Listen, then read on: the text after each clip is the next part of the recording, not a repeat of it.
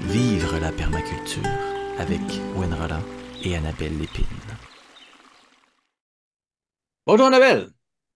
Salut, Wen. Comment vas-tu? Ça va bien et toi, comment ça va? Ça va bien. Je te remercie. Je suis très contente de te retrouver en ce début d'année. Je nous souhaite une belle année ensemble. Oui, bonne année à tout le monde qui nous écoute. Oui, à tout le monde aussi, évidemment. Oui. Et puis aujourd'hui, ben, on va se mettre dans le début d'année avec cette idée-là de solution, d'espoir, de réflexion vers la résolution des problèmes qui nous parfois qui nous causent des nuits un peu plus difficiles ou des saisons un peu plus difficiles avec les changements climatiques. Mhm, Euh, tout ce qui se passe dans le monde a, a, a besoin d'un peu plus d'amour, dans le fond. On a besoin d'amour, on a besoin de prendre soin les uns des autres, on a besoin de solutions. mhm, Et puis ces solutions-là, il y en a d'innombrables, il y en a vraiment beaucoup qui existent. Et comme je dis souvent, c'est pas les solutions qui manquent, c'est la volonté de les mettre en place et de mhm. vivre les changements radicaux que ça pourrait représenter. Oui, tout à fait. Fait qu'on voulait vous présenter aujourd'hui des modèles inspirants, des solutions qui pourraient vous donner des idées, vous motiver à prendre action. euh, à deux niveaux différents, si on peut dire. Un niveau très global avec la présentation de Wen sur le Project Drawdown. Puis moi, je vais vous parler un peu plus longuement des Incroyables Comestibles, qui est une initiative plutôt locale. Excellent, excellent. Dans le fond, l'idée, c'est que les solutions se trouvent à plusieurs niveaux, hein. On dit souvent à voir l'aspect global de notre monde, mais agir localement, Mm. ça fait partie de la vision de la permaculture, de se dire, OK, ben, mon impact d'un point de vue global est limité, mais si je commence par mes actions locales, je suis capable d'avoir un impact. Et c'est bien de savoir c'est quoi les solutions globales, et c'est aussi bien de savoir comment on peut s'impliquer maintenant dans les Mm. actions possibles. L'été, et pas si loin que ça, hein. On ne le sait pas Mhm. encore, là. Hein. On doute des fois quand on était au cœur de l'hiver en janvier, surtout avec cette année qu'il n'y a pas de neige. On se demande, mon fils me disait ce matin, on dirait qu'on est le printemps, papa. Ouais. Ouais, mais pas encore, pas encore, pas encore. Donc, Mm. je vais commencer avec le Project Drawdown. Le Project Drawdown, c'est dans le fond une librairie de solutions environnementales qui vise l'idée du drawdown, qui est dans le fond le point de bascule à partir duquel les concentrations de gaz à effet de serre dans l'atmosphère, là, ils ont atteint un pic et qu'on est capable de les faire redescendre par un paquet de stratégies, un paquet de méthodes et de manières de faire. Et donc, ce projet-là, ils se sont attelés à étudier scientifiquement, avec des faits, avec des chiffres, quelle méthode pourrait avoir le plus grand impact pour à partir de ce moment-là de pic qu'on commence à descendre le niveau de carbone dans l'atmosphère et de gaz à effet de serre. Mm. Et donc, beaucoup de ces solutions-là, vous allez voir, il y en a un certain nombre qui sont très intéressantes du point de vue agriculture, mais il y en a beaucoup qui sont dans d'autres domaines. Et ça examine et analyse vraiment des pratiques et des technologies. Ce qui est intéressant, c'est qu'on est capable de voir que il y a des technologies qui peuvent nous aider, mais il n'y en a aucune qui est une solution unique, hein. Ça, c'est quelque chose dans la permaculture. On essaie de le rappeler tout le temps. Il n'y a pas une solution unique. Il y a un ensemble de solutions qui, lorsqu'ils sont bien assemblés, bien regroupés, qui travaillent bien ensemble, sont capables d'avoir un impact. Et souvent, les solutions, ils ont évidemment un aspect temporel. Il faut considérer le temps, le travail qu'ils vont créer ensemble, l'impact va s'accumuler. Mhm. Et puis notre rôle, hein, aussi disons, la participation des gens. Si je suis tout seul à mettre en place une solution, ben, l'impact est bien moins fort que si on est un groupe Mm. aussi qui met ça de l'avant. Mm. Ouais. Donc, ce qu'on va faire, c'est pour les gens qui écoutent en audio, je vais partager mon écran pour ceux qui sont en vidéo, mais ceux qui sont en audio, je vais vous évidemment vous décrire ce qui en est. Mais si vous voulez aller faire un tour sur le site web, c'est drawdown.org. drawdown.org. Et c'est le site. Il y a aussi un livre qui a été écrit si vous voulez évidemment aller consulter tout ça. Et donc, voilà. Sur le site web. Sur le site web, lorsqu'on arrive dessus, moi, l'endroit où ce que je vous suggère d'aller dès le début, c'est de descendre dans la page et d'aller dans la librairie. Explore the library, explorer la librairie, parce que c'est là que se trouvent les solutions. Évidemment, explorer le site web au complet, il y a des formations gratuites, il y a des choses très intéressantes. Mais dans la librairie de solutions, c'est là que moi, je trouve le plus d'espoir, que je trouve le plus d'intérêt. La librairie est vraiment subdivisée de différentes façons. À la base, on nous donne un peu toutes les solutions en ordre alphabétique et on voit des sources où est-ce que les actions peuvent se passer. Il y a aussi des endroits où est-ce qu'on peut euh, envoyer du carbone, disons, absorber. Il y a des aspects de la société et donc chacune de ces différentes zones d'action qu'on pourrait dire se retrouvent dans l'ensemble des solutions. Certaines sont dans une catégorie, d'autres dans les autres. Moi, ce que j'aime bien, c'est que je m'en vais sur la table des solutions, qui est une des options, la table des solutions, Table of Solutions. Et quand on va là, on a vraiment un tableau qui nous permet de voir les solutions. Donc, on a les solutions en ordre alphabétique, avec le secteur dans lequel ils se retrouvent.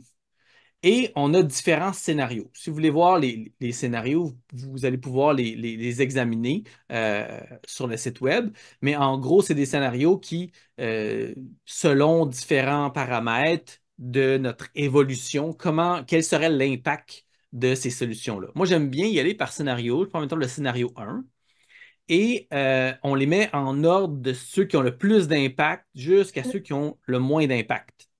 Donc, OK. c'est le premier scénario. Et il faut cliquer deux fois que la petite flèche soit vers le bas pour qu'on voit vraiment dans cet ordre-là. Plus le chiffre est haut, plus l'impact est grand. Plus le chiffre est bas, moins l'impact est grand. Et ça représente des gigatonnes de CO2 qui sont réduits. Donc, Hmm. Super entre intéressant. certaines dates. Et donc, qu'est-ce qu'on voit en premier dans ces listes de solutions-là, Annabelle? Réduire Réduire. le gaspillage alimentaire. Imagine. Est-ce que c'est accessible à tout le monde d'après toi? Absolument. Absolument. Puis je trouve ça super intéressant de justement qu'ils puissent nous présenter des alternatives comme ça qui soient accessibles à partir d'aujourd'hui, de maintenant, à petite échelle, dans nos foyers, tu sais, qui ne nous présentent pas nécessairement des projets d'envergure de millions à mettre en place sur des années avec Mhm. différentes instances, tu sais. C'est des pas qu'on est capable de faire tout un chacun très facilement, tu sais, de les activer très rapidement, puis de les gérer facilement au quotidien aussi, tu sais. Exactement, exactement. Puis on voit sur la page, lorsqu'on clique sur la solution, Reduced Food Waste, il y a quelques explications. On parle de l'impact. Donc, quand on regarde l'impact de toute cette bouffe-là, ben, c'est de la bouffe, un, qui ne sert pas à nous nourrir, bien sûr, mais d'un point de vue du carbone, ben, elle se décompose, elle crée Hum, beaucoup de carbone, puis même hum, lorsqu'elle se décompose de façon en anaérobie, donc sans oxygène, souvent, ça va faire beaucoup plus de méthane, qui est hum, un gaz très problématique pour l'effet de serre. Donc, mhm, c'est vraiment intéressant de voir pour chaque solution, on a ça. L'impact, on parle un petit peu. Et ensuite, il y a cet aspect-là. Qu'est-ce que tu peux faire? What you hum, can do. Donc, pour que les gens puissent avoir un impact maintenant, on parle de différentes manières d'avoir un impact là. Évidemment, on doit regarder, comprendre mieux comment la bouffe se gère. Évidemment, ils ne peuvent pas tout nous dire, mais ça nous donne comme un point de départ. Ça veut dire que si on veut avoir un impact, puis qu'on veut justement avoir un impact sur cet aspect-là de notre vie, ben là, on peut faire des recherches. Comment je peux réduire le zéro déchet, tout ce qui est réutilisation, transformation de nos aliments, tu sais, comment on peut s'approvisionner de façon à ce que la bouffe soit le plus frais possible, quelle est la meilleure conservation, comment on peut conserver Mm. nos légumes au jardin. Tout ça, ça nous aide à Ouais. réduire. Je sais que toi, tu es une canneuse certifiée. Oui. J'imagine que ça fait partie de tes stratégies. Ouais, certainement, tu sais, puis c'est ça, là, ces temps-ci, moi, je m'intéresse vraiment beaucoup, tu sais, on a des poules à la maison, puis je Mhm. m'intéresse vraiment beaucoup à créer une espèce de réseau de récupération des invendus Mhm. alimentaires localement. L'épicerie du village, le CPE du village, l'école, les services traiteurs, tu sais, on en a, même domestiquement, on en a beaucoup des résidus, évidemment. Moi, je suis en région, je suis en Beauce, il n'y a pas de compostage chez nous, municipal, tu sais. Fait que si les gens compostent, c'est des initiatives, personnelles, tu sais. Mhm. Je m'intéresse vraiment beaucoup à essayer de réduire, justement, tu sais, le gaspillage alimentaire qui se fait localement. Puis, j'adore l'idée de nourrir mes poules avec ces invendus-là, tu sais. Totalement. D'organiser comme une collecte assez régulièrement, tu sais, des invendus, puis d'être capable d'amener ça avec plein de matières organiques, tu sais, plein de carbone, là, les feuilles mortes, des clips de gazon, tu sais, plein de matériaux qui sont naturels, qui sont gratuits, qui sont des déchets pour plusieurs, tu sais, qu'on rentre des concepts d'économie circulaire dans tout ça, Mhm. de manière à ce que les poules soient nourries à peu près gratuitement ou presque, puis qui deviennent eux-mêmes l'espèce de petite usine de compostage, Mhm. tu sais, à la maison. Fait que ça fait comme une pierre 4-5 coups, là. Tu sais, Ouais, où ouais, ouais, c'est on se dit, vraiment ça hey, l'économie. Quand on parle d'économie circulaire, on essaie de se connecter au waste stream, ouais, aux déchets des autres. Et puis, tu sais, les déchets des uns, c'est les trésors des autres. C'est ça ouais, aussi qu'on garde en tête. Ça, c'est un vieux principe. C'est depuis toujours qu'on est conscient de ça, mais les gens souvent ne le voient pas ou ont de la difficulté à voir qu'est-ce qu'ils pourraient faire avec ça. Et puis, c'est mhm, sûr que si c'est digéré par une poule, c'est beaucoup plus efficace que si ça pourrit au dépotoir ou si ouais, c'est composté. Dans le meilleur des cas, c'est composté. Si c'est bien fait, ben, il y a un minimum de gaz qui s'en sortent. Mais ouais, bon, on a encore des problématiques là au niveau des grandes villes. Puis comme tu dis, les petites villes comme par chez vous, ben, il n'y a juste pas de solution non, c'est offerte ça. par la ville. Non, c'est ça. Fait que, tu sais, j'essaie de trouver des initiatives applicables à petite échelle. Tu sais, je me renseigne beaucoup sur ce qui se fait de manière assez commerciale. Tu sais, j'aime l'artisanal, mais j'aime m'inspirer des méthodes commerciales pour aller dans l'efficience, dans l'efficacité, puis trouver, tu sais, les bons matériaux, trouver Mhm. les bonnes méthodes de faire, tu sais, pour que ce soit le plus efficace possible dans mes installations et tout ça. Mais à petite échelle, tout un chacun, on peut faire ça. Tu sais, on a accès on a pratiquement tout le monde connaît quelqu'un qui travaille dans l'alimentaire, tu sais, dans nos entourages. Tout le monde est capable même à la maison, tu sais, de dire, ben, Mhm. ce qui est non mangé, ce que je pourrais, tu sais, mettre à la poubelle, ben, à la place, comment je pourrais le valoriser autrement. Tu sais, chacun est capable de mettre en application une stratégie comme ça très facilement. Puis sinon, des chaînes sur YouTube qui présentent des idées de comment bien Yeah. composter à la maison, puis comment faire un bon compost. Ça pleut, là. Il y en a vraiment Mhm. beaucoup. Ceux qui intègrent le compostage avec les poules aussi, c'est assez fréquent. C'est bien documenté. On a vraiment accès à de l'information de qualité. Fait que ça vaut la peine, je trouve, de partir d'une idée comme ça, en ayant comme les assises de l'impact qu'on peut avoir, de Mhm. pourquoi on le ferait, tu sais. Tellement. Ça donne certains arguments, mettons qu'on voudrait présenter notre initiative justement au CPE ou à l'école, tu sais, de Ben dire oui.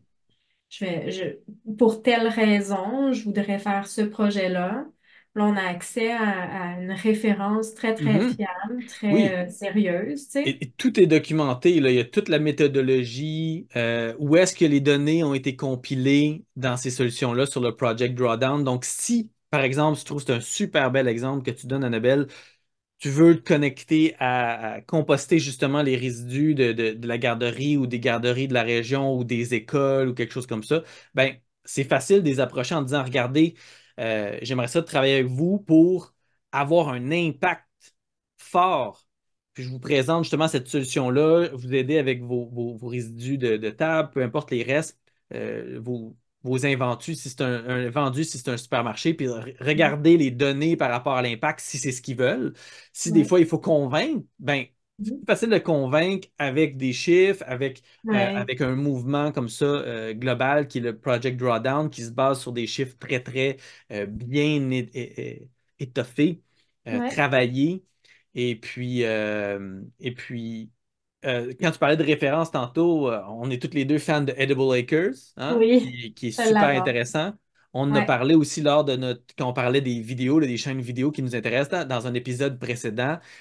Si les gens n'ont pas écouté ça, allez écouter ça. On a des extraordinaires ressources là-dedans. Mais Edible Acre, lui et ses poules, C'est ça. son Chicken TV, où est-ce qu'il filme ses poules en train de transformer tout ça en quelque chose d'extraordinaire. C'est vraiment intéressant. Puis il a développé un paquet de stratégies super le fun Ouais. pour faire ça. Ouais, tout à fait. Puis, tu sais, ce que j'aime de chaînes comme ça, c'est qu'on voit l'évolution de leurs projets, de leurs installations. Fait que ça nous met dans l'idée de, mettons, je vais commencer une initiative comme ça, ben, on comprend qu'elle va évoluer, on comprend que ça va se développer, ça va se transformer au fil des saisons, au fil des apprentissages, au fil des innovations qu'on va voir, puis d'être capable d'avoir des références qui bougent comme ça. Mhm. Je trouve que ça nous met dans un mindset qui est vraiment de progression et non de perfection. Tu Ouais. sais, je trouve ça Ouais, vraiment ouais. Oh, intéressant de ouais. les voir aller. Ah oui, ça, purée, hein, on s'en parle assez souvent. La perfection, c'est l'ennemi de la réussite parce que si on essaie d'être Mm. parfait, c'est comme si on se disait, je veux atteindre le moment où est-ce que j'aurais pu à évoluer, j'aurais pu à changer. Puis il y a tout le temps quelque chose de mieux qu'on peut faire. Faut pas que ce Mm. soit un empêchement. Faut que ce soit Mm. une motivation de dire, hey, je vais faire ce que je peux maintenant. Puis, tu sais, c'est vraiment une bonne philosophie à garder en tête. On cherche pas à être parfait, on cherche à prendre les meilleurs exemples qu'on peut trouver, puis après ça, développer les meilleures solutions pour chez soi. Ouais. Ouais. La solution suivante qui est offerte quand on regarde le scénario numéro 2, c'est plus de plantes. Manger Ouais. plus de plantes. Ouais. Moi, Donc, le fameux mouvement vegan et tout ça, tu sais, végé du moins, puis vegan, VG, ouais. euh, ça a été, moi, l'argument écologique, là, ça a été l'argument qui m'a convaincue à devenir végé et éventuellement vegan pour plusieurs années. Parce que à une certaine époque, il y a quand même plusieurs années là, que j'étais dans ça, c'était identifié comme le geste à Mhm. faire qui aurait le plus d'impact. Tu sais, là, la réduction du gaspillage a comme surpassé, puis c'est bien correct. Dans certains scénarios, puis c'est ça qui est le fun, c'est que dans certains scénarios, c'est le cas. Dans d'autres scénarios, c'est justement, si on regarde le scénario numéro 2, juste pour expliquer que tu sais, tout ça est relatif. Tu sais, quand on regarde d'autres scénarios, il y a des solutions Mhm. qui sont sur le dessus par rapport à certains aspects. Je ne rentrerai pas dans les détails des scénarios, mais juste dire dans notre scénario numéro un, qui est probablement qui est celui qu'on espère le plus d'une certaine façon, c'est définitivement un des aspects qui revient, puis c'est peut-être un des plus connus. Hein. C'est ça qui a Oui, fait changer beaucoup de gens. oui. Ouais, c'est ça qui est cool aussi avec euh, c'est drôle, hein, j'étais à l'épicerie tantôt, puis j'adore voir l'évolution de l'offre de produits végés, tu sais. Mhm. Après, on peut se parler de l'impact sur notre santé d'avoir plein de produits transformés. C'est pas l'idéal non plus, tu sais. Il n'y a pas de solution parfaite encore à ce niveau-là, évidemment. Mais c'est intéressant. Je voyais, par exemple, Babybel qui a Mhm. sorti des fromages végétaux, tu sais. OK. Colin, quand il y a des grandes marques qui se mettent à produire une offre végétale comme ça traduit nécessairement la demande qui est là. Tu sais, tu vois qu'ils sont en ajustement. Tu sais, ils veulent prendre ces parts de marché-là. Euh, Tellement. fait que c'est intéressant parce que pour les personnes qui veulent garder des références et pour faire une transition à intégrer un petit peu plus d'aliments végés sans dire qu'ils virent végé complètement ou qu'ils virent vegan complètement, ben, les offres sont beaucoup plus là que voilà 10-15 ans quand il Tout à fait. fallait se débrouiller avec pas grand-chose puis que tu perdais tes repères, tu sais, Mhm. culinaires. Là, il y a vraiment moyen à la maison d'intégrer certains repas végés assez facilement.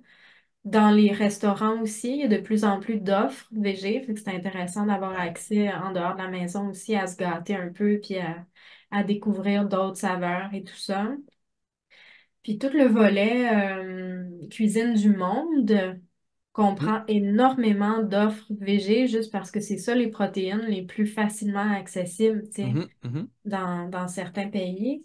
Euh, Fait que c'est super intéressant d'aller comme à la découverte de tout ça, tu sais, puis de renouveler notre gastronomie, de renouveler nos connaissances culinaires en intégrant du VG. Moi, j'ai décidé de le voir vraiment comme un défi, comme une aventure, un Ouais. projet quand on est devenu VG.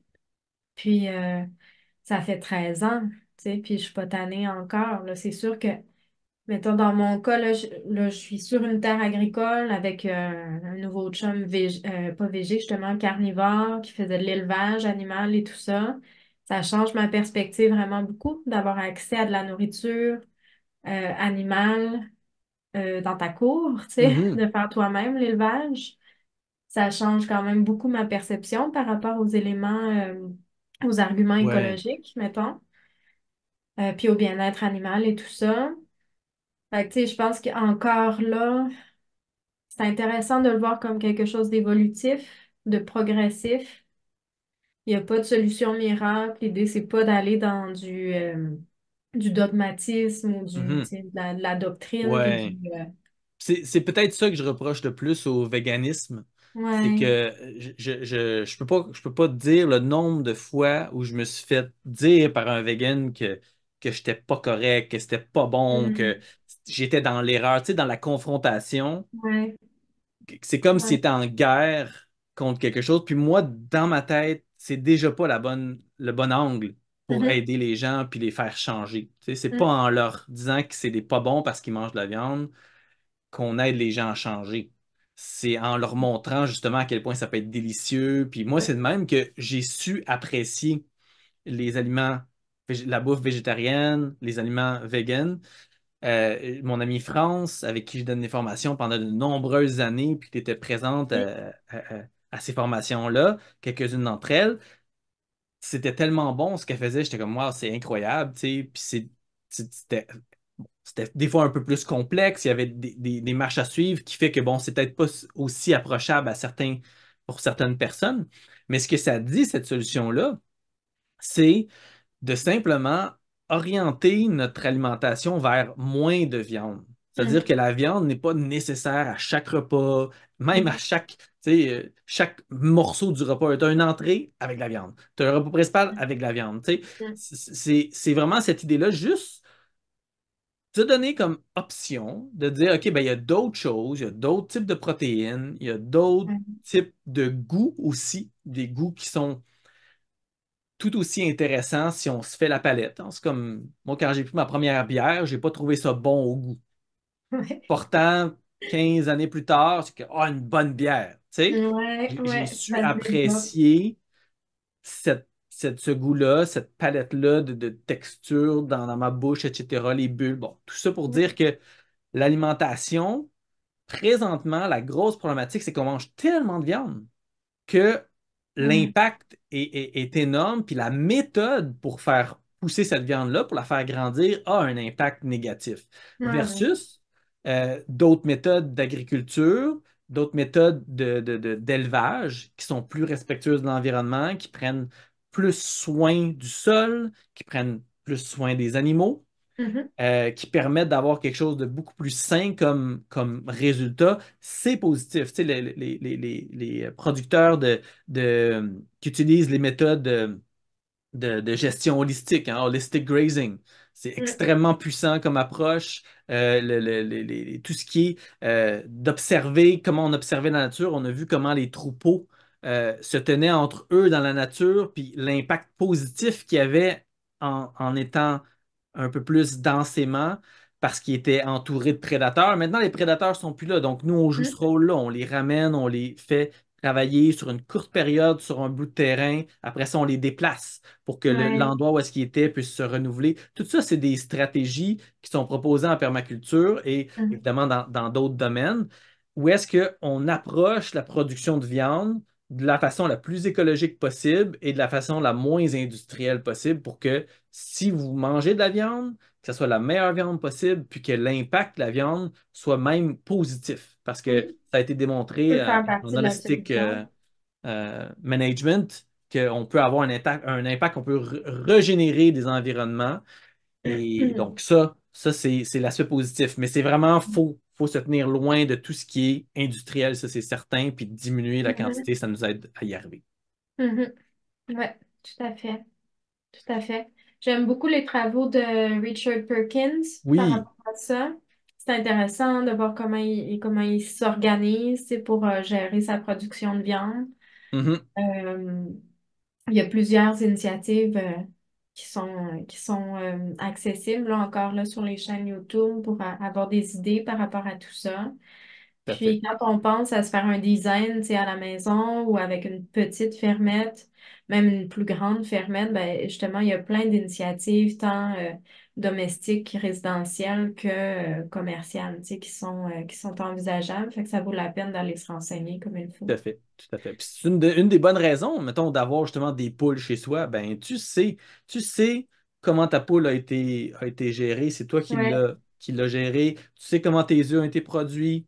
Parfait. Si tu fais la boucherie chez toi, ben, c'est toi qui as fait la job. C'est toi qui as pris soin de que ça soit le plus humain possible, le plus humain, c'est peut-être pas le bon mot, mais le mieux fait possible pour le bénéfice de ouais, tous. Et puis, il y a tout le temps des gens qui disent, ben là, déjà, tu es un animal, c'est pas. Bon, on va se tenir loin de ces aspects philosophiques-là parce que ça l'apporterait pas à la discussion comme telle. Mais dans la solution elle-même, d'être les propres producteurs de notre alimentation, ça aussi, c'est un gros, gros bénéfice. ouais, tout à fait. Puis tu sais, en permaculture, on essaie toujours de varier les fonctions, tu sais, de nos Mhm. éléments dans nos designs. Fait que là, on sort, tu sais, oui, il y a la fonction alimentaire, évidemment. Ben oui, Mais tu sais, justement, il y a la tellement poule d'autres. qui nous aide à faire notre compostage ou les bovins qui vont finalement tondre tu sais, notre prairie. Il y a, tu Mhm. sais, les chevaux qui vont nous aider à travailler sur le site On et va se autres. Tu sais, il y a déplacer. à se déplacer, Mhm. ouais, exactement. Fait que, tu sais, il y a vraiment le concept de stacking functions, tu sais, Mhm. qui vient s'ajouter, je trouve, dans l'équation, tu sais, quand tu considères Ouais, l'intégration animale. exactement. Moi, ça m'a fait cheminer beaucoup, en tout cas, de revenir en région, puis d'être avec des gens qui ont toujours été dans la production animale. C'est intéressant de jaser avec ces gens-là aussi, tu sais, pour ouvrir nos horizons.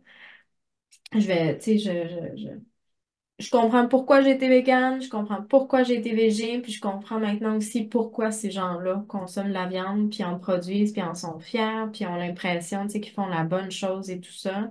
Puis quand on voit en plus les principes de permaculture et autres, quand on voit les modes régénérateurs, tu sais, qui peuvent Mhm. être utilisés avec les animaux, il y a un équilibre à trouver, je pense, dans Ouais, tout ça. Tu sais, ça sera pas tout blanc ou tout noir, là, les tout à solutions. fait.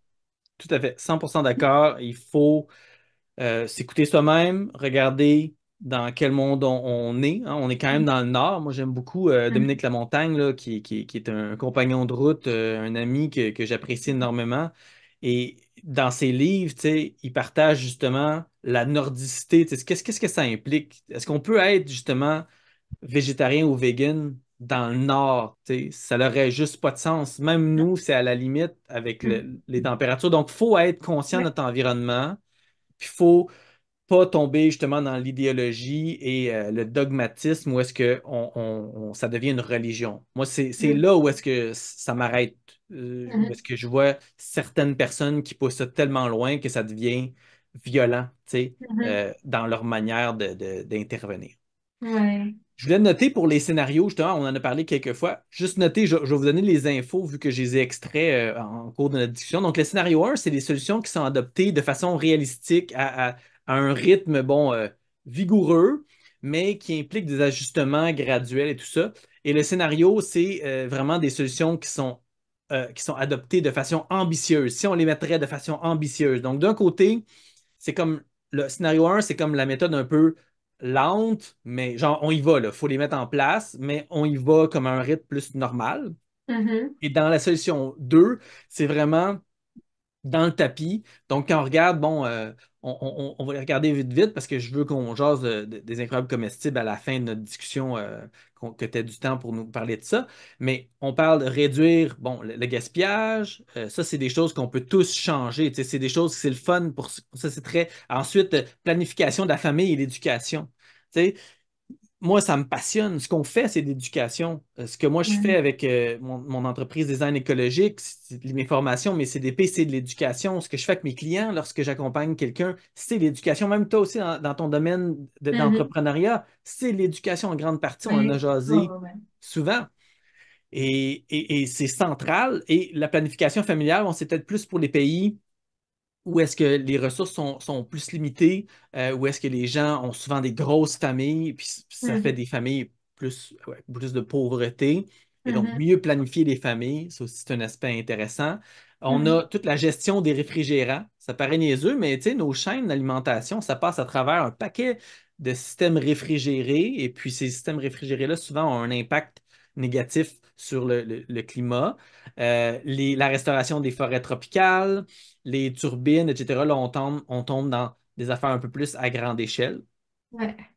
Mais c'est très intéressant. Puis si je me rends dans le scénario 2, je les mets dans l'intensité. Là, on est dans l'intense, là. Comment on Mhm. pourrait accélérer les choses? Donc, vraiment aller chercher des sources d'énergie avec le vent, onshore, wind turbine.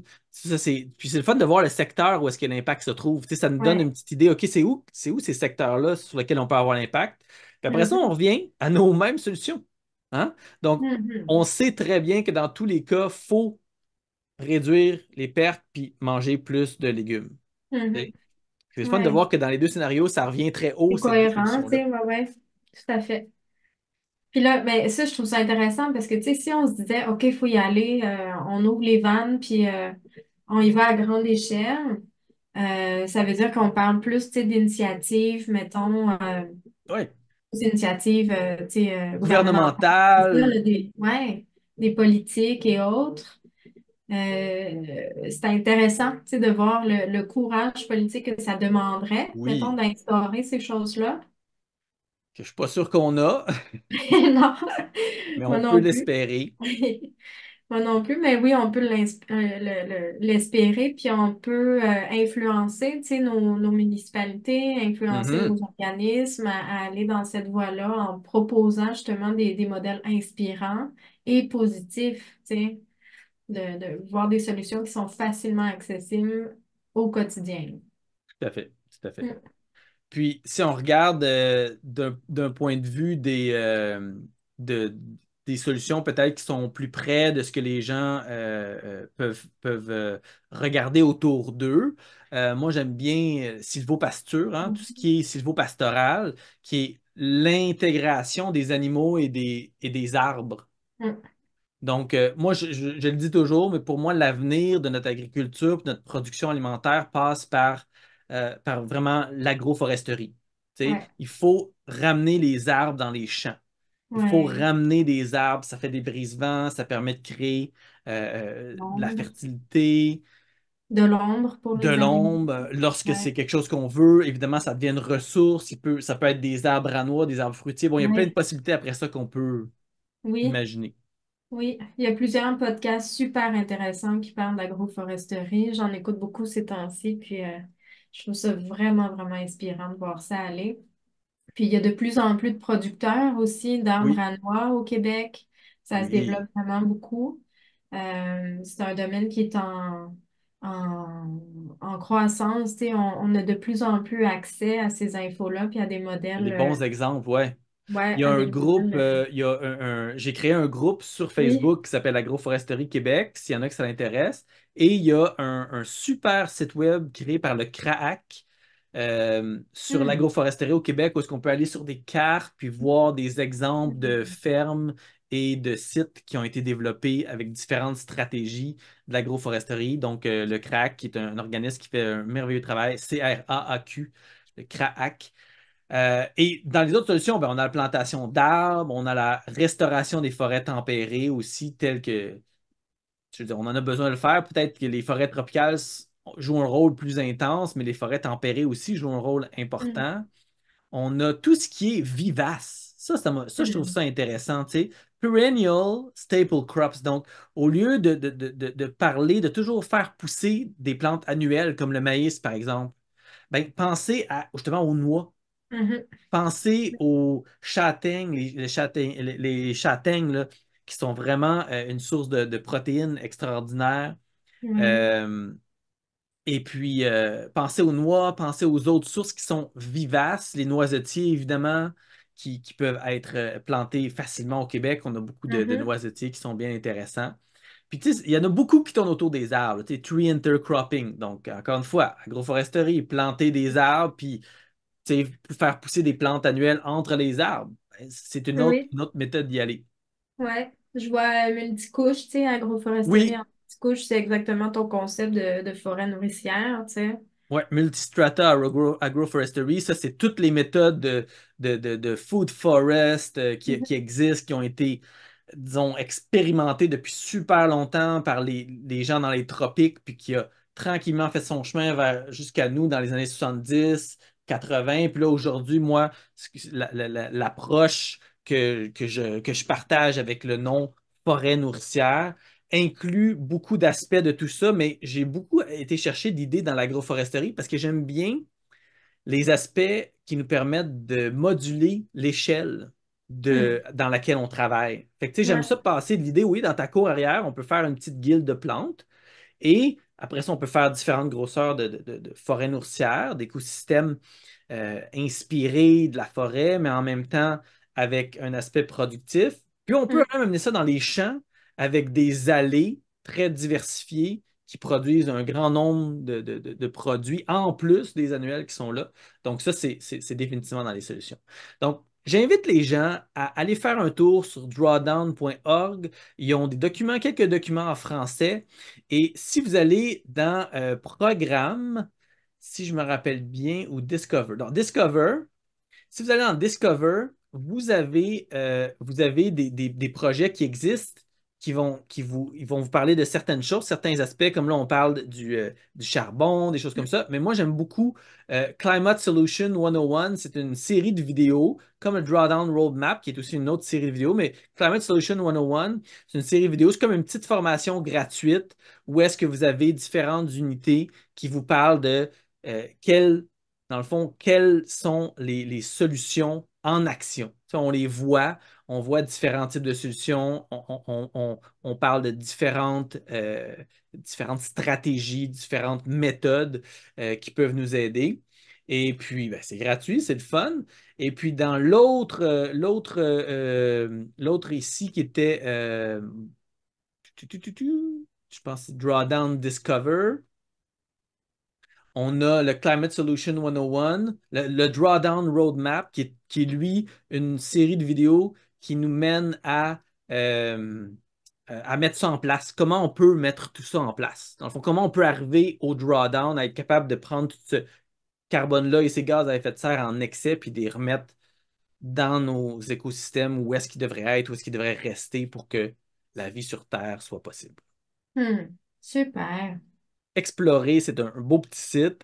Et puis, il y a beaucoup de choses encore qu'on aurait pu se dire, mais je vous invite vraiment à regarder, à faire un petit tour là-dedans parce qu'il y a beaucoup de choses qui pourraient vous intéresser dans votre cas spécifique, dans votre situation spécifique. Et d'un point de vue plus local, justement, je t'invite à nous parler des incroyables comestibles. Toi, tu as démarré le projet des incroyables collectifs avec ton ami Roxane Oui. à Saint-Jean-sur-Richelieu, si j'en peux bien, c'est Oui. ça? À Saint-Jean-sur-Richelieu, on était, suite à une de tes formations, en fait, Mhm. dans le premier contexte où je t'ai rencontré, formation sur les forêts nourricières, on était toutes les deux participantes. Puis, sans se connaître, en revenant à Saint-Jean, les deux, on a contacté notre municipalité pour dire qu'on avait envie de faire des projets verts. Puis la municipalité nous avait mis en contact, tu sais, pour qu'on puisse développer quelque chose ensemble. Puis l'idée des incroyables comestibles, c'est super intéressant. C'est un projet qui existe depuis 2008 en Angleterre, puis il y en a maintenant un peu partout dans le monde. C'est une initiative qui est très, très accessible, justement. Tu sais, on peut Oui. partir de ça très facilement. C'est un projet citoyen, fait que c'est un projet qui est porté par des individus comme vous et moi, là. L'idée centrale de tout ça, c'est de prendre des espaces communs, des espaces publics et nous, on a poussé un peu le concept un peu plus loin en intégrant du privé à ça, mais de base, c'est de se dire, on va prendre un espace qui est public, qui est inutilisé pour produire de la nourriture, puis d'intégrer une production de nourriture sous forme de jardin partagé qui serait accessible à tous. On Mhm. parle de jardin. Ce qu'on voit beaucoup, ce qu'on voit souvent, c'est des jardins surélevés, tu sais, en En bac. bac. On pourrait vraiment penser à se faire des jardins en sol. On peut faire des forêts nourricières. On peut faire plein d'initiatives, tu sais, par rapport à ça pour implanter, tu sais, ces initiatives-là sur le terrain. Ce qui est génial avec des projets comme ça, c'est que c'est léger au niveau de la structure, dans le sens où ben, c'est pas un organisme qui a un conseil Mhm. d'administration, c'est pas des budgets incroyables, tu sais, de se faire des bacs de jardin puis d'aller chercher les différents matériaux pour produire de la nourriture. C'est très, très facile à mettre en application. Ouais. Puis, ça vient comme d'emblée créer de la richesse, créer de l'abondance parce qu'on crée, ben, ouais, évidemment de la nourriture. Fait que c'est sûr qu'on a un volet sécurité alimentaire qui est là, puis production alimentaire qui est super intéressante. Mais ça implique nécessairement qu'on crée du lien social aussi, tu sais. Hmm. On se rencontre, on échange des trucs, on échange des recettes, on transforme la bouffe ensemble, on fait des corvées ensemble pour placer nos jardins, nos récoltes et tout ça. Fait qu'on crée du lien social. Ça sort les gens de l'isolement, ça fait bouger les gens. Ouais. Ça répartit la charge aussi, tu sais, pour certaines personnes, de faire un jardin seul, c'est une grosse charge, Mhm. mais d'être à plusieurs, tu sais, puis d'avoir accès à des petites parcelles très accessibles, ben, c'est beaucoup plus facile, tu sais, d'emboîter le pas peut-être avant de se faire un jardin soi-même et tout ça. Ça peut créer en fait des réseaux vraiment intéressants. Tu sais, nous, on avait pensé à 1000 choses là, pour la ville de Saint-Jean. Par exemple, on peut faire des liens, nos fameux invendus, tu sais, de réduction du gaspillage. Ben, là, on peut faire des liens avec les frigos dons. On peut faire Mhm. des liens avec les banques alimentaires. On peut faire des liens avec des cuisines collectives, tu sais, des organismes de notre entourage très locaux qui voudraient emboîter le pas. Il y a également la possibilité de mettre des bacs, comme on se disait, dans des domaines plus privés, par exemple Mhm. un CPE ou des écoles qui voudraient mettre des bacs pour avoir un volet éducatif, tu sais, au niveau des enfants. Ça peut être un milieu de travail, par exemple une Mhm. usine qui met des bacs pour permettre à leurs employés, tu sais, d'avoir accès à une activité le fun de jardinage pendant leur pause, puis d'avoir leur accès toujours à des légumes frais pour l'heure du lunch et tout ça. Ça peut être, bon, c'est ça, vous voyez, tu sais, c'est très, très Mhm. varié les applications, les emplacements possibles. Ça peut être des commerces qui partagent des valeurs similaires, très durables, écologiques et tout ça. Fait qu'il y a un volet marketing là-dedans qui est intéressant pour les organismes qui ont envie d'embarquer puis de s'afficher comme partenaire vert, tu sais. Mhm. Il y a moyen de se faire des réseaux quasiment touristiques, tu sais, de visite des différents bacs Ouais. dans la ville pour voir c'est quoi les bacs, comment ils sont faits, qu'est-ce qui pousse à tel endroit et tout ça. Et par la bande, visiter les commerces, les entreprises et tout ça qui les présentent, qui les supportent. Euh, il y a moyen de créer des réseaux aussi, par exemple avec des fournisseurs, tu sais, en paysagement, mettons, ou justement une scierie ou bon. on avait pensé à plein de commanditaires potentiels, tu sais, pour nous permettre de créer des bacs à aucun Mhm. coût, ou presque, là, tu sais, que ce soit très, très accessible. Fait que franchement, c'est une idée qui est tellement flexible puis malléable, puis qui peut être légère, tu sais, qui peut vraiment être très, très, c'est ça, légère au niveau de sa Ouais, structure, ouais, de ouais. fonctionnement, que c'est applicable, puis c'est activable très facilement, tu sais. Puis, puis l'échelle est très variable aussi. Tu peux avoir ça à très petite échelle, quelques petits bacs. Je l'ai vu à Montréal dans des quartiers, c'était comme les zones autour des arbres où est-ce que tu sais, les mauvaises herbes poussent la plupart du temps, mais il y avait mis des bacs là. Puis Ouais. je n'ai vu d'autres plus élaborés où est-ce que c'était les saillies de trottoir qui étaient nouvellement installés. Ben là, il n'y avait rien, il y avait juste comme de la terre, puis les botches de cigarettes s'accumulaient. Ben, ils ont décidé d'investir cet espace-là. Des fois en demandant la ville, des fois en demandant pas, avec différents résultats. Mm. Mais c'est très intéressant parce que ça peut être même les boîtes devant un bâtiment où est-ce que habituellement ils mettent des fleurs, mais bon, ils s'en occupent pas trop. Ben, hey, est-ce qu'on peut utiliser vos bacs? On aimerait ça mettre, mettons, des choux. Ça va être joli, puis en même temps, ben, ça va faire de la bouffe, tu sais, pour les gens. Ouais. On voudrait mettre quelque chose comme ça. Donc, il y a comme une flexibilité au concept qui est super le fun, qui peut être très hybride. Tu pourrais avoir un jardin collectif ou communautaire et devant ou à côté ou en bordure, il y a un 5-6 bacs de plus qui ont été mis pour tout le monde qui passerait par là. Puis Oui, ces caractéristiques-là que j'aime bien, c'est que c'est flexible, mais aussi c'est malléable comme concept, puis ça se jumelle à peu près tout. La maison des jeunes pour avoir des petits ouais, bacs. Bon, ouais. l'idée, ben, une des caractéristiques, c'est que la bouffe appartient pas à ceux qui l'ont mis là. Ça, c'est une Non, des caractéristiques qui est non, c'est un peut-être la bon point, plus c'est vrai. inusitée.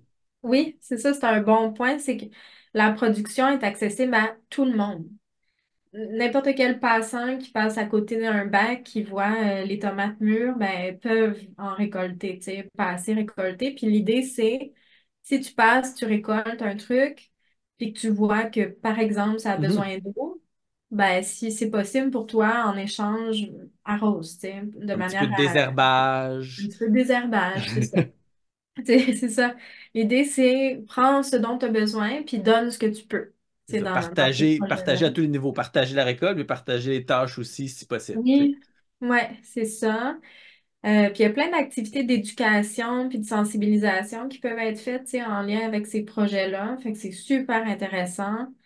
Nous, je regardais nos documents, tu sais, pour me préparer à Mhm. aujourd'hui. Puis je me suis rappelé qu'on avait présenté le projet à des résidences de personnes âgées, tu sais, des bacs adaptés aux chaises roulantes, des bacs adaptés aux marchettes. Puis, tu sais, c'était vraiment intéressant, tu sais, d'être capable d'aller rejoindre. C'est des cordes comme sensibles dans le sens où on va chercher du souvenir, on va chercher tu sais, de la qualité. Mhm. Ça génère de la richesse à différents Ouais. niveaux, tu sais, quand on se parlait des C'est du différents. capital social. C'est ça, c'est du Hein, si on capital à parle de nos plusieurs capitaux. niveaux. Ouais, Ouais. C'est du ouais, capital social en plus d'être du capital naturel, parce que si on met des fleurs, ben, on attire les pollinisateurs, ça peut être des fleurs ouais. comestibles. Fait que, tu sais, dans l'esprit de la permaculture, l'idée de créer des genres de jardins partage, euh, on pourrait décrire ça comme ça, des genres de jardins partage, où Mhm, est-ce que les gens peuvent faire, tu sais, les plans, tu sais, typiquement, les plans, moi, je fais mes plans pour chez nous, pour mon jardin, ou je veux faire des plans, mais j'ai pas de jardin. Ben, mhm, ça peut être une manière de générer des plants pour planter là. Ça peut être nos plants en trop, hein, ça arrive mhm, souvent. On achète ouais, 6 plants de tomates à la vente des plants, puis on peut juste en mettre 4. Ben, il en reste 2. On peut les mettre dans mhm, les boîtes. ouais, Et puis, ce genre de jardin-là, aussi une caractéristique que j'aime beaucoup, c'est que ils peuvent justement servir de plateforme, tu sais, aux gens qui ont des bénévoles, des gens en santé mhm, mentale, par exemple, ouais, en des centres de personnes insertion. âgées, les CPE, tu l'as mentionné, tu sais, Et, ça peut être ouais, un moyen comme de leur faire faire quelque chose. Puis des fois, ils sont plus intéressés à faire les plantes, puis à regarder les petits plantules, puis à faire grandir que nécessairement être présent. Puis comme dans les écoles, mais ils sont même pas là l'été.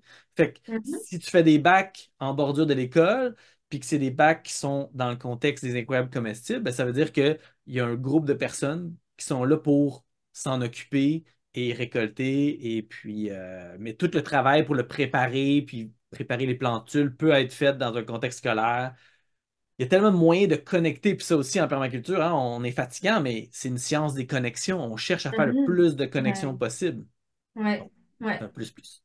ouais, tout à fait. Fait que, tu sais, c'est quand on se parlait aussi tantôt de stacking functions, tu sais, là, Mhm, on crée de la bouffe, on crée du lien, on crée de la beauté, on crée de l'insertion sociale, justement, tu sais, que les gens ils se rencontrent, on crée des réseaux de partage de connaissances, tu sais. tellement. C'est vraiment un projet qui est intéressant pour ça. Il y a le site icquebec.org, qui est comme le site qui regroupe les initiatives des incroyables comestibles au Québec. Puis si vous regardez ça sur Google, vous allez en trouver aussi pour le Canada, pour le monde en entier. Ça vient avec un logo qu'on voit souvent, tu sais, un logo Mhm. qu'on connaît Ouais, ouais. bien, qu'on voit régulièrement, tu sais, dans nos milieux. L'utilisation de ce logo-là, tu sais, à mettre sur vos bacs, c'est totalement gratuit. Tu sais, fait que c'est vraiment quelque chose qui est super facile à implanter. Même parfois, si vous ne faites pas nécessairement partie d'un groupe, tu sais, qui va développer ça avec vous et tout ça, vous pouvez vous mettre un bac devant votre maison chez vous puis Mhm. imprimer cette feuille-là Ben de ouais. nourriture à partager, puis ça y est, vous faites partie du mouvement, C'est tu pas sais. compliqué. C'est Non, vraiment non, pas vous compliqué, suivez. là. Tu sais, si on a à donner une marche à suivre aux gens, c'est soit vous trouvez un groupe qui ont envie de faire ça avec vous, puis vous faites des négociations, soit vous avez un bout de terrain, une école, un business, puis vous mettez un bac avec une Mhm. pancarte dessus, puis vous mettez des plantes dedans. C'est vraiment très, très ouvert. C'est sûr, c'est le fun Ouais. quand on est capable de se regrouper. Oui. Mais la marche à suivre est simple, c'est pas compliqué, c'est pas quelque chose qui est lourd, comme tu disais au début. J'aime ça l'idée, tu sais, de, hey, je vais pas me casser la tête. Même ça pourrait être une plate-bande, comme tu disais, devant chez vous. Mhm. Au lieu de planter des fleurs cette année, je mets des tomates, puis je mets une petite pancarte qui dit incroyable comestible, Ben oui, récolté, servez-vous. Servez-vous. servez-vous. Là, c'est le fun de voir les gens arrêter, poser des questions. Hein, c'est quoi On ça? Je connais jase. pas ça. Hein, sont bonnes tes tomates? As-tu des semences? Puis, tu sais, ça crée des Oui. belles interactions. Euh, puis là, c'est vrai, tu parlais, puis je me disais, ouais, il y a l'idée d'entamer quelque chose si c'est pas déjà fait. Mais sinon, en voyant les initiatives qui sont déjà parties, tu peux rejoindre un mouvement, tu sais, un groupe qui est déjà en opération proche Tellement. de chez vous. Fait que c'est intéressant aussi parce que c'est ça, tu n'as pas à le porter tout le temps nécessairement. Puis tu n'as pas nécessairement d'engagement comme quand tu prends un bac dans un jardin communautaire ou quand tu fais Mhm. partie d'un jardin collectif puis que là, tu as des tâches à chaque semaine et autres.